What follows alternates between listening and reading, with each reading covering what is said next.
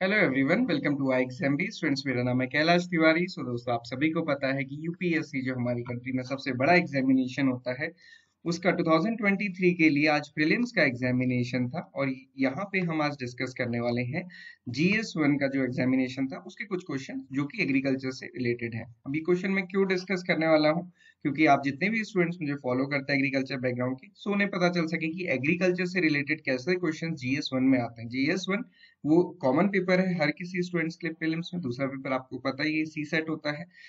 यहाँ पे जो 100 क्वेश्चंस आते हैं उसमें से कितने क्वेश्चन, लगभग 15 क्वेश्चंस हम डिस्कस करने वाले हैं। तो ऐसे होते हैं जो एग्रीकल्चर से होते हैं, तो ये आपको हेल्प कर सकते हैं कि क्या यूपीएससी को आपको अपना एक ऑप्शन बनाना है या फिर नहीं बनाना है। तो ओवरऑल हम डिस्कस करेंगे एग्रीकल्चर के क्वेश्चंस कैसे आते हैं। नाबार्ड या फिर AFO किसी भी एग्री एग्जाम के लिए आप प्रिपेयर कर रहे हैं तो ये आपके लिए हेल्पफुल रहेंगे। सबसे पहले देखते हैं कि जो क्वेश्चन नंबर 3 था, ये मैंने सेट ए के से लिए हुए हैं question. Consider the following trees. 3 tree यहाँ पे दिए हैं। जैक फ्रूट, जो हम कटहल बोलते हैं जिसको, दूसरा है महुआ, तीसरा है टीक। ओके, इसमें पूछा है कि कौन से डेसिडियस ट्रीज हैं। डेसिडियस मतलब पर्णपाती ट्रीज, जो कि मेच्योरिटी पे या फिर एनुअली अपनी लीव्स को गिरा देते हैं। आप देखेंगे जैक फ्रूट, जैक फ्रूट क्या है, एवरग्रीन ट्री है। जबकि महुआ, महुआ ये कैसा है, डेसिडियस है। टीक भी डेसिडियस, आप देखते हैं बहुत बड़े बड़े पत्ते इसके होते हैं और ये भी एनुअली जो अपनी लीव्स हैं उनको गिरा देते हैं। तो यहाँ पे जो करेक्ट आंसर है वो है ओनली 2। ये पूछा गया है कि कितने डेसिडियस ट्रीज हैं, तो 2 डेसिडियस ट्रीज हैं। Jackfruit is evergreen. Then next question है कंसीडर द फॉलोइंग स्टेटमेंट। ये क्वेश्चन से यहाँ पे थोड़ा सा आपको अच्छे से देखना है क्योंकि डेटा में बहुत वेरिएशन होता है। पहला स्टेटमेंट है India has more arable area than China. पहले हम देख लेते हैं कि क्वेश्चन है क्या। How many of the above statement are correct, कितने करेक्ट हैं ये पूछा गया।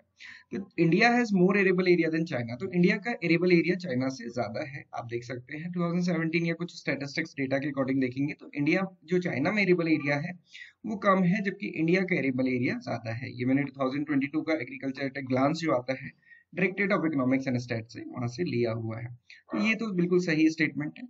दूसरा जो स्टेटमेंट है, अगर आप देखेंगे, the proportion of irrigated area in is more in India as compare to China. तो यहाँ पे आप देखेंगे ये भी सही स्टेटमेंट है कुछ रिपोर्ट्स के अकॉर्डिंग, और कुछ में कंपेरेबल भी बताया जाता है। तो थोड़ा सा ये वाला ऑप्शन यहाँ पे डाइसी है कि the proportion of irrigated area is more in India as compare to China.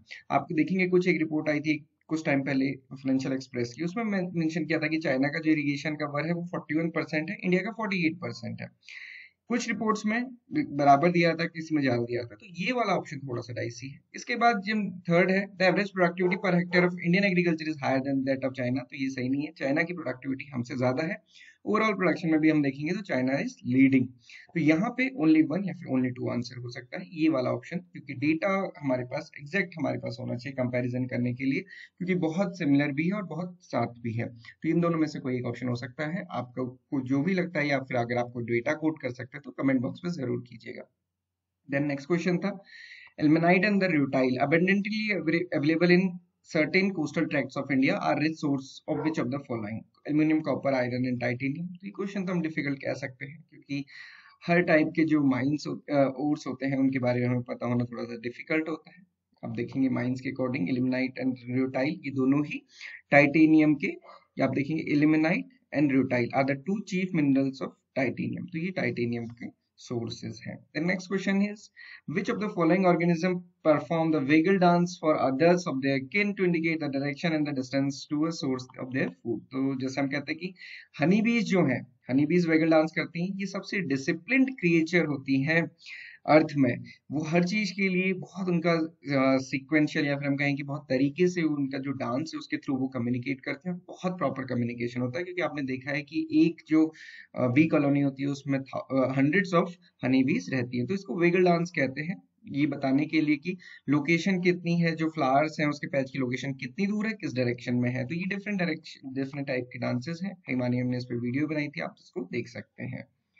Then consider the following statement. इनको कंसीडर करना है और बताना है कि कौन सा सही है। मशरूम में मेडिसिनल प्रॉपर्टीज होती ही है, ये तो बात सही है। साइकोएक्टिव प्रॉपर्टीज भी होती हैं, इसके साथ साथ इंसेक्टिसाइडल प्रॉपर्टीज भी होती हैं जिसको हम फाइटोपैथिक भी बोलते हैं। साथ ही साथ मशरूम में बायोल्यूमिनेसेंट प्रॉपर्टीज भी होती हैं ल्यूसिफरेंस के कारण। तो अगर हम देखेंगे कि 1200-1300 अराउंड मशरूम्स हैं, जिसमें से कि 100-120 मशरूम्स में बायोल्यूमिनेसेंट प्रॉपर्टीज होती हैं। तो यहाँ पे ये चारों ऑप्शंस करेक्ट ऑप्शन है। The next question है consider the following statement. Some microorganism can grow in environment with temperature above than boiling point. तो माइक्रो ऑर्गेनिज्म लिखा है, कुछ ऐसा स्पेशल मेंशन नहीं किया कि बैक्टीरिया, वायरस या फंगस या कुछ भी है। तो यहाँ पे ये ऑप्शन बिल्कुल ठीक है, क्योंकि हाइपर थर्मोफाइल हम उन्हें कहते हैं जो बॉइलिंग पॉइंट से ऊपर भी ग्रो कर जाते हैं। ऐसे माइक्रो ऑर्गेनिज्म जो फ्रीजिंग पॉइंट से नीचे, तो उनको हम साइक्रोफाइल्स या फिर क्रायोफाइल्स कहते हैं। तो ऐसे माइक्रो ऑर्गेनिज्म भी होते हैं। इसके साथ साथ ऐसे माइक्रो ऑर्गेनिज्म जो हाईली एसिडिक कंडीशन में, पीएच जिनका 3 से कम हो जाए तब भी वो ग्रो करते हैं, तो एसिडोफाइल्स हम उन्हें बोलते हैं। तो ये ऑल 3 यहाँ पे करेक्ट है। सो इसका भी all of the above answer correct है। इसके अलावा आप देखेंगे कि कौन सा ऐसा स्टेटमेंट है जो बेस्ट डिस्क्राइब करता है स्मॉल फार्मर लार्ज फील्ड को। तो इसमें जो बी वाला ऑप्शन है ये बेस्ट डिस्क्राइब करता है। आप देखेंगे many marginal farmer in an area organize themself into grow. क्या होता है स्मॉल फार्मर मतलब छोटे छोटे फार्मर्स हैं। अब वो इंडिविजुअल जाके किसी से भी डील नहीं कर सकते, क्योंकि उनके पास जो उनका प्रोडक्ट या फिर प्रोड्यूस है बहुत कम क्वांटिटी में है। तो ये कोऑपरेटिव अप्रोच होती है बेसिकली, कि सारे स्मॉल फार्मर, मार्जिनल फार्मर साथ में आए और अपना प्रोड्यूस को एक साथ सेल करें, सो दैट कि वो आगे प्रॉपर्ली डील भी कर सके and harmonise the selected agriculture operation. ये आप देखेंगे आईआरए की वेबसाइट पे आपको ये रिसर्च पेपर मिल जाएगा, इसमें बहुत अच्छे से यहाँ पे पूरा का पूरा एक्सप्लेन किया हुआ है। सी वाले ऑप्शन में भी कई स्टूडेंट्स को था कंफ्यूजन, बट यहाँ पे थोड़ा सा अगर आप देखेंगे many marginal farmer in an area together make a contract, ये भी ठीक है with a corporate body. And जो यहाँ पे दूसरा लिखा surrender their land to the corporate, तो ये सरेंडर करना is little bit different for a fix term of the which corporate body make payment and agreed amount to the farmer. तो ये थोड़ा सरेंडर करने वाला ऑप्शन ठीक नहीं है, B option is more clear. Rest आपको कुछ भी डाउट या क्वेरी होगी तो आप कमेंट बॉक्स में मेंशन कर सकते हैं। नेक्स्ट क्वेश्चन देखिए, the government of India provides MSP for the niger seeds. तो नाइजर सीड्स के लिए दिया ही जाता है। आप देखेंगे इंडियन गवर्नमेंट 22 क्रॉप्स के लिए एमएसपी रिलीज करती है, जिसमें कि ऑयल सीड कैटेगरी में नाइजर सीड भी एक कैटेगरी है। नाइजर खरीफ की क्रॉप है, नो डाउट ये खरीफ सीजन में ग्रो की जाती है। आप देखेंगे जुलाई टू सितंबर अक्टूबर इसका टाइमिंग रहता है। Some tribal people of India use niger seed for oil for cooking, तो ऑयल सीड में ही है, नाइजर सीड्स को ऑयल सीड के लिए ही यूज किया जाता है। तो all three is the correct answer है, तीनों ही ऑप्शन सही हैं। देन क्वेश्चन पूछा कि रोल ऑफ बायोफिल्टर्स क्या है आरएएस सिस्टम में। आरएएस सिस्टम में बायोफिल्टर, जो बायोफिल्टर्स लगते हैं उसका क्या यूज है, हमने कई बार डिस्कस किया है। दो बहुत एडवांस सिस्टम है फिश प्रोडक्शन के, आरएएस और दूसरा है बायोफ्लॉक।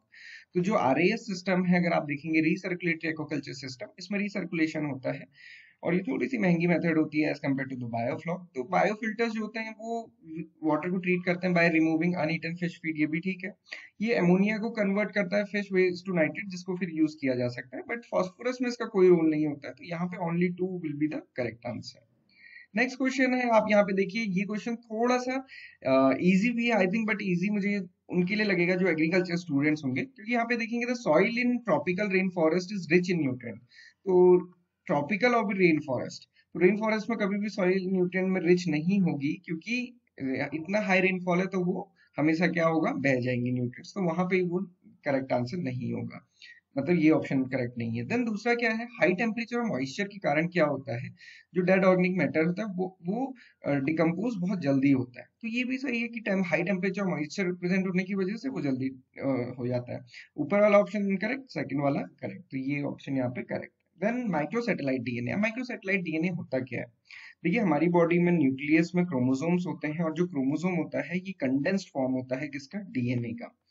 अब क्या होता है माइक्रोसैटेलाइट डीएनए, ये बेसिकली बायोटेक्नोलॉजिकल अप्रोचेस होती हैं, जिसमें से एक माइक्रोसैटेलाइट डीएनए है। तो माइक्रोसैटेलाइट डीएनए क्या होता है, अगर हमको बहुत छोटी सी स्ट्रैंड मिली है डीएनए की, तो हम उसको एम्पलीफाई करके स्टडी करते हैं बेसिकली। तो यहाँ पे पूछा गया कि किस केस में इसको यूज किया जाता है। तो अगर हमारे पास बड़ा स्ट्रैंड है तो हम उसको बहुत अच्छे से स्टडी कर सकते हैं, बट छोटा, बहुत छोटा स्ट्रैंड है तो कैसे, और वो छोटा स्ट्रैंड हमें मिला कैसे। तो वो जनरली तभी मिलता है जब हम इवोल्यूशनरी, अब मान लीजिए जो डायनासोर के अगर कुछ हमें मिलेगा तो कितना छोटा होगा, क्योंकि वो तो डिग्रेड हो चुका है पूरा। तो studying the evolutionary relationships among the various species of the fauna, तो ये इसके लिए करेक्ट है। स्टेम सेल का इसमें कोई रोल नहीं है। Clonal propagation of horticulture plant से कोई रिलेशन नहीं, क्योंकि ये जेनेटिक स्टडी के लिए होता है। ड्रग्स की एफिशिएंसी का भी कोई रोल यहाँ पे नहीं है। तो A option is correct here. वैसे भी देखने से अगर आप माइक्रोसैटेलाइट डीएनए के बारे में जानते हैं तो ये बहुत इजी था यहाँ से कि ऑड वन आउट करके इसको चूज करना, क्योंकि डीएनए का रोल इन तीनों में ही कुछ भी नहीं है। देन नेक्स्ट क्वेश्चन को कंसीडर करेंगे और बताने कि कितने सही है। पहला ऑप्शन देखिए, SHG was originally initiated by the state bank of India by providing micro credit. तो ये तो सही नहीं, क्योंकि एसबीआई का नहीं था, बेसिकली नाबार्ड ने इसको स्टार्ट किया हुआ था। सेकंड ऑप्शन इज करेक्ट कि एसएचजीज में जो सारे मेंबर्स होते हैं वो रिस्पॉन्सिबिलिटी लेते हैं, भले ही वो एक इंडिविजुअल मेंबर को लोन प्रोवाइड करेंगे। जो आरआरबीज हैं, शेड्यूल्ड कमर्शियल बैंक्स हैं, वो एसएचजीज को सपोर्ट करती हैं। डीएनआरएलएम इज इंपॉर्टेंट स्कीम जो इसके लिए वर्क कर रही है, और 1993 में ही आप देखेंगे तो SHG bank linkage program and then उसके बाद एसएचजी क्रेडिट लिंकेज प्रोग्राम को चलाया गया, और बहुत सारे एसएचजीज, और एसएचजीज ये बेसिकली सेल्फ हेल्प ग्रुप किसके लिए है, विमेन बेनिफिशियरीज के लिए। यहाँ पे ये जो ऑप्शन है, option B only 2 is correct है। नेक्स्ट क्वेश्चन को देखेंगे। ये क्वेश्चन भी नाबार्ड में आ चुका है 2021 में। 7 August is declared as the national handloom day, ठीक है। और 7 अगस्त को ही क्यों डिक्लेयर किया? क्योंकि 1905 में इसी दिन स्वदेशी मूवमेंट लॉन्च किया गया था। तो statement one and statement two correct है, और जो स्टेटमेंट टू है वो इसका एक्सप्लेनेशन भी है। सो ए ऑप्शन इज करेक्ट है। सो ये कुछ क्वेश्चंस थे जो कि एग्रीकल्चर से डायरेक्टली और इनडायरेक्टली रिलेटेड थे। आप भी कमेंट बॉक्स में बताइएगा कि आपको ये क्वेश्चंस कैसे लगे, इजी, डिफिकल्ट, मॉडरेट। और यहाँ पे हम बेसिकली एनालिसिस का पर्पस ये नहीं है कि क्वेश्चन के आंसर देखे जाएं, पर्पस ये है कि ये देखा जाए, समझा जाए कि किस टाइप के क्वेश्चंस पूछे जाते हैं और किस टाइप की आपकी अप्रोच रहती है। तो जरूर बताइएगा कमेंट में। और इसके साथ साथ मैंने ये क्वेश्चंस टेलीग्राम चैनल पे ही पोस्ट किए थे, जिसमें काफी सारे स्टूडेंट्स ने आंसर किया था, और काफी सारे स्टूडेंट ने बताया था उनके कितने हैं। तो आप हमारे टेलीग्राम चैनल एग्रीबी को ज्वाइन कर सकते हैं अगर आप नाबार्ड, एएफओ किसी भी एग्रीकल्चर एग्जामिनेशन की प्रिपरेशन कर रहे हैं। तो किसी भी एग्जाम को प्रिपेयर करने के लिए प्रीवियस ईयर पेपर देखिए, जो भी मैंने आपको बताया कि जैसे आप 2021 का फेज 1 पेपर देखेंगे तो आपको हैंडलूम वाला क्वेश्चन इसमें मिल जाएगा। सिमिलरली 2022 का पेपर देखेंगे तो टीक वाला क्वेश्चन इसमें मिल जाएगा। तो ऐसे क्वेश्चंस हैं जो काफी सिमिलर भी हैं। So this is all for today. Thank you for watching this video and have a very great day ahead.